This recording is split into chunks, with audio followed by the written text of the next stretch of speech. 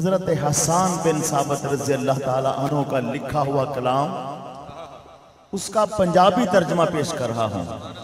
अरबी एक एक मिसरा करके रिजवी साहब आप बयान करेंगे। वह आसानों का वह आसमिन कलम लम तारा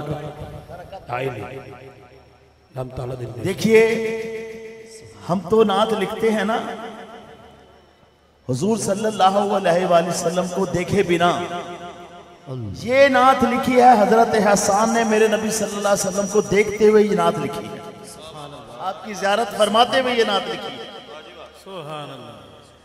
तेरे नालों सोना सोनिया वेखण विच ना आया ए, तेरे नालों सोना सोनिया वेखण विच ना आया ए,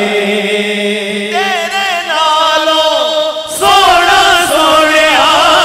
वेखण विच ना आया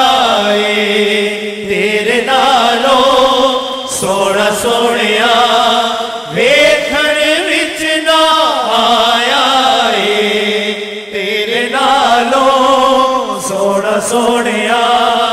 वेखण विच ना आया ए, तेरे वर्गा होर सोना किसे भी माना जाया ए, तेरे वर्गा और सोना किसे भी माना जाया ए, तेरे नालों सोना सोनिया वेखण विच ना आया ए, तेरे नालों सोना सोनिया वेखण विच ना आया ए, इंज तखलीक तुसां दी होई कोई भी ऐब ना आया ए, इंज तखलीक तुसां दी होई कोई भी ऐब ना आया ए, तेरे नालों सोना सोनिया वेखण विच ना